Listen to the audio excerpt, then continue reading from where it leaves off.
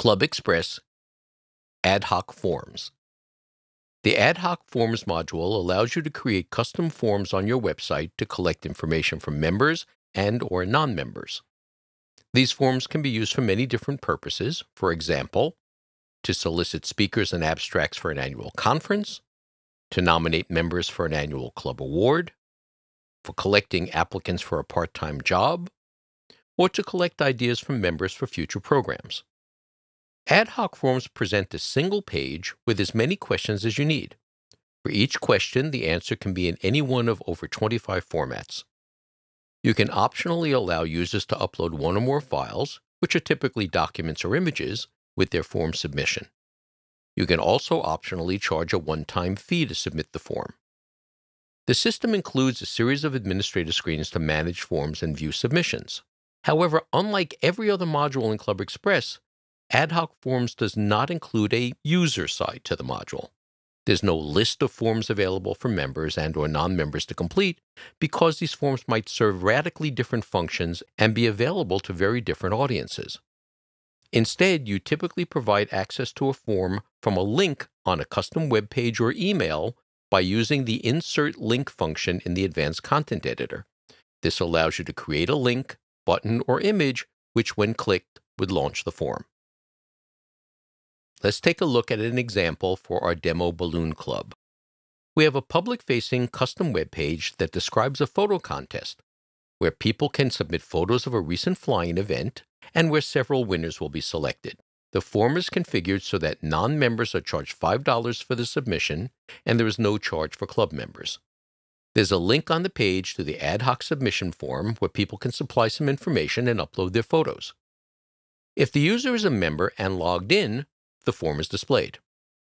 If the user is not logged in when attempting to access the form, a screen is shown to collect some information before proceeding. If the user is a member, he or she can log in and will be taken directly to the form. If the user is not a member, but has previously participated in events or purchased items, his or her information may already be on file in the non-member database. If this is the case, the user can click on a link, supply their email address and first name, and if the information is found, it's automatically entered into this form. Or if this is the first time, the user can enter the information. In any case, the data from non-members is added to the non-member database. When the form is saved, the user is taken to the ad hoc form. The form's title is displayed. Below that is the optional preamble section, which in this case explains the contest rules. It's followed by some questions that demonstrate a few of the many answer types available to question designers. There's a text box for the photographer's name, with some additional information displayed below the field. There's a select list for category. A formatted text box is configured only to accept phone numbers, some radio buttons to indicate how many events the photographer has attended, and there's a checkbox list with one choice. It has the minimum number of choices set to 1, which makes it required, and that's used to confirm the agreement with the rules. This form has also been configured to accept up to 3 uploaded files, with the first one being required. When clicking on an upload link, an Add Supporting Documents dialog is presented where the user selects the file. Clicking Save uploads the file, and a new icon appears in the list that lets the user delete the uploaded entry, perhaps to replace it with another file.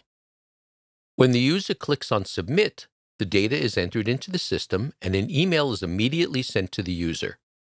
Note that this email is sent before any payment information is gathered. The email contains a summary of the answers, an initial status of the form, which is listed as either submitted or payment pending.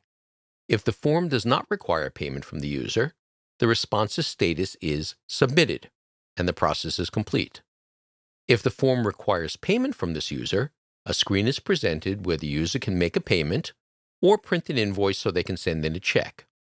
Only when payment is complete is the form status changed to submitted. Let's take a look at how this form was configured. To access the Ad Hoc Forms Manager, go to your Control Panel's Communications tab and select Ad Hoc Forms. The search panel at the top lets you filter forms by title, coordinator, date created, category, and status. The search results panel lists each matching form. The list shows each form's title, category, when it was created and last updated, its current status, and the number of responses. The Maintain column has the following options that are relevant to each form. You can edit the properties for a form, update the list of questions that will appear on this form, and edit the preamble that will appear at the top of the form. If the form is in test mode, you can respond to this form. You can define the list of attachments that can or must be submitted with the form. You can view the list of responses to this form, view the list of reports available for this form, and if there are no responses, you can use the delete icon to remove this form, and you'll be prompted to confirm the action as the form cannot be restored. And the copy icon lets you duplicate a form and its questions. This option can be useful when variations on the same form are used from year to year with only minor changes. Forms can be associated into categories, making it easier to keep them organized. Click the Form Categories button to define or edit the categories. This is a standard category form similar to the ones used throughout the system. Click Add Category to create a new category. Click the Edit icon to edit the text of an existing category, and if the category is not being used, you'll also see a Delete icon. The default system category cannot be deleted and will be used if no other categories are defined. Let's look at the properties of the photo contest form by clicking on the Edit icon. There's a field for the form's title, which is displayed in the search results grid and also on the form during data entry. And there's a description field that's just used in the property sheet to describe the form. A drop-down list lets you select the form's category. The form can have one of several status values, and this field is where you would update that value, and we'll come back to that shortly. The form can be configured to be available to all site users, which includes members and non-members, or to members only, to members of a committee only, to members with a specified member type only, or to members of a specified chapter only. If you select the committee option, a new field is displayed allowing you to select the committee. If you select the member type option, a new field is displayed allowing you to select the member type. And if you select the subgroup option, the subgroup selector is displayed allowing you to select the subgroup at any level, region, district, or chapter, and only members of that subgroup can use the form. If any selection other than all site users is defined, an additional primary and solo members only checkbox is displayed, where you can specify that you do not want secondary members to use the form. If there's a fee to submit the form, specify the financial account to which this fee should be assigned, as well as the actual fee for members and non-members. If QuickBooks integration is enabled, a field is displayed where you specify the item name into which fees for this form will be categorized when you export transactions. If non-members can complete a form, you must also specify the non-member database category into which this information will be added. The default is the system's Ad Hoc Form user category. The ad hoc form can be closed manually, based on a specific end date, which is just before midnight Central Time of that date, or when a specific number of responses have been received. Select Yes for the Attachments option if you want to allow or require the form users to upload one or more attachments as part of their submission. This value controls whether the attachment icon appears on the manager's page. You must define the requested or required attachments using this icon before the form can be activated. And you can specify a contact person for the form and whether this person should be notified by email when the form is submitted. Click Save to save these properties and to return to the Ad Hoc Forms Manager, or Cancel to close the dialog and return without saving the data. To add a new form, click the Add Form button.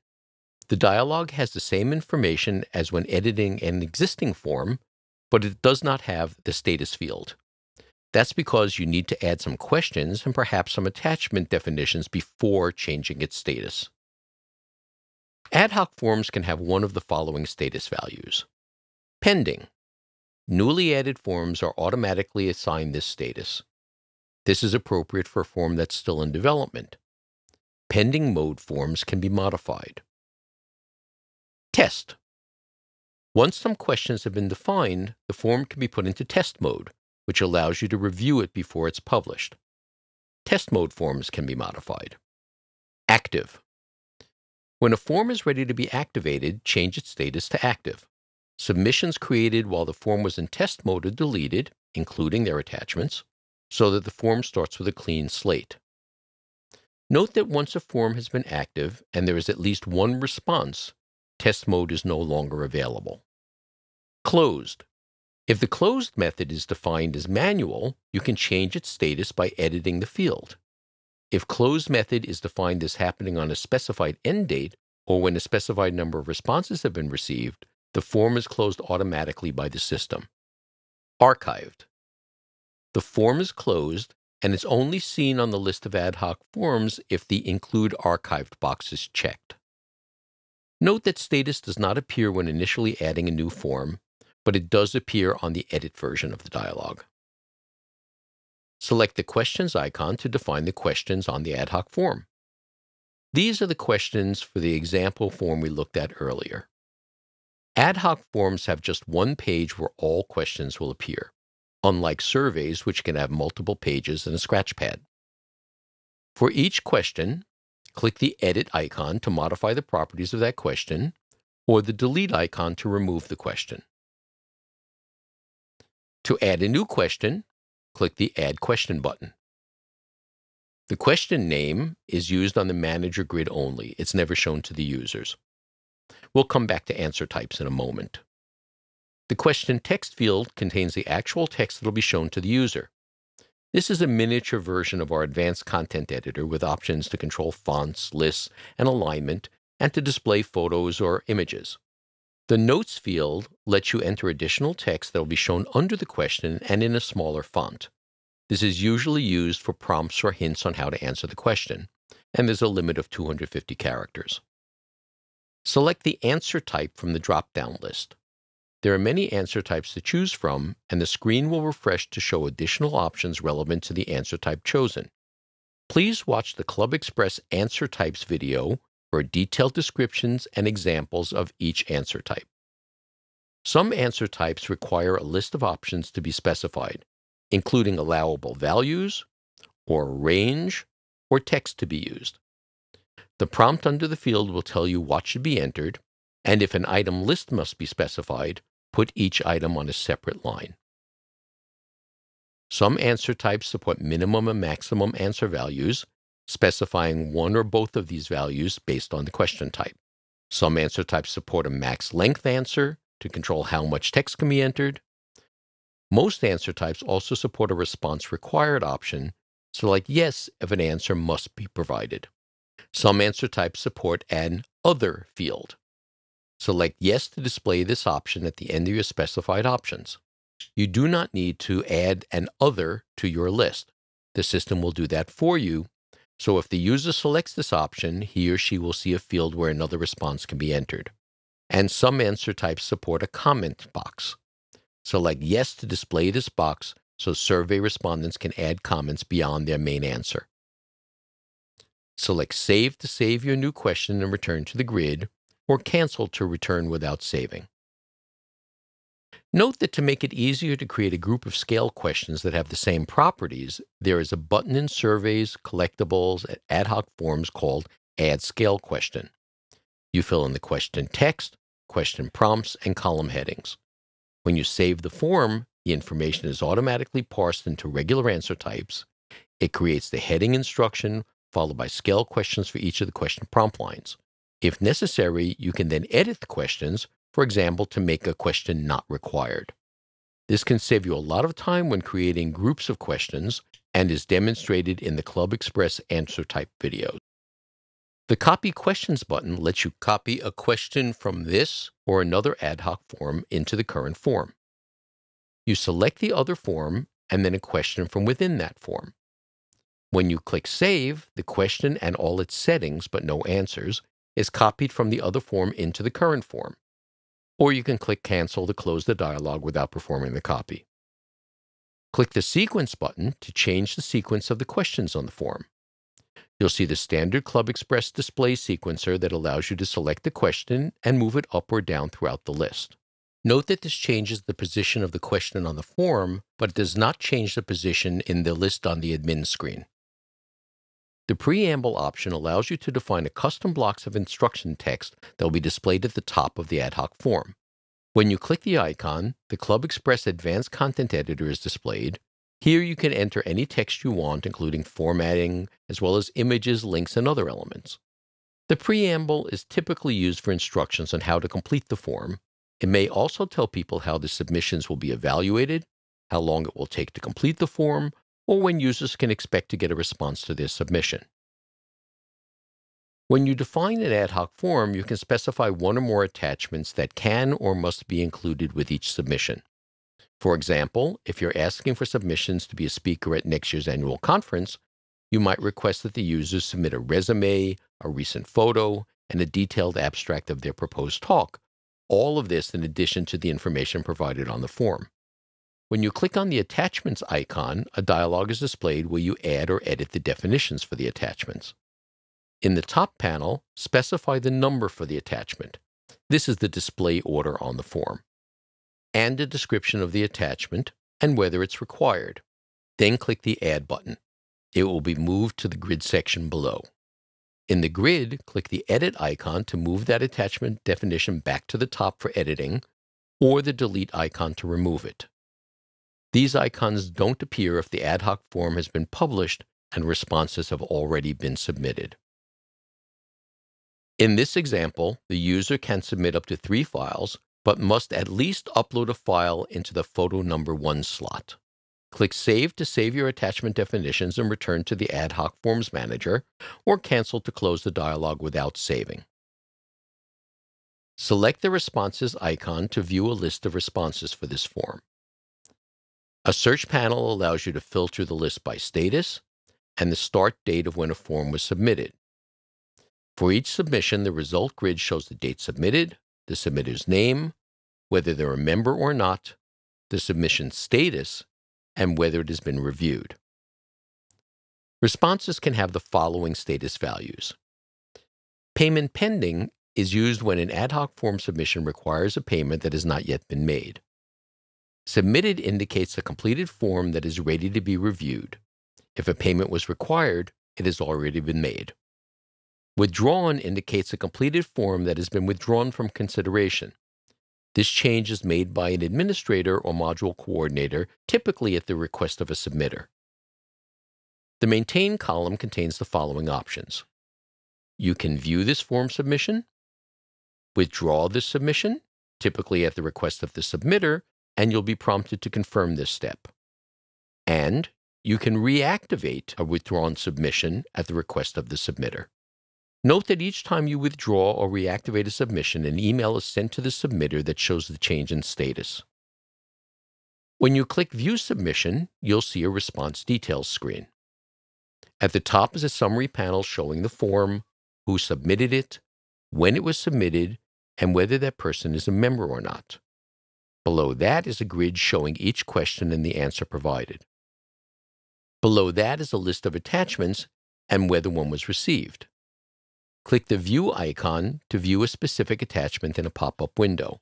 The contents of this window, such as a JPEG, PDF, or Word document, can be saved to your local hard disk. Click the Add Review Comment button to add a comment to the submission. You'll see a standard pop-up form with a text box. Comments are shown below the button, and each comment is tagged with the commenter's name and the date and time when the comment was made. If at least one comment has been added to the submission, the submission's reviewed status is set to Yes. To generate a CSV file showing a summary of each submission, including whether any attachments were uploaded, click the Export Response Details button. This file can be opened in a spreadsheet program like Excel. Let's return to the Ad Hoc Forms Manager page. The Reports icon lets you run reports for a form. Although most reports focus on the responses, the Ad Hoc Form Info report is about the questions and attachments. This can be very useful for documenting and reviewing the configuration of form questions before making the form active. Select the report, then click Next. Specify the report title and the output format and click Run Report to open the report. If there are no responses to a form, you can select the delete icon to delete the form and its questions. You'll be asked to confirm this action. There is no undo. Once a form is deleted, it's gone. If the form has responses and you want to remove it from the search results list, edit the form and change its status to archived.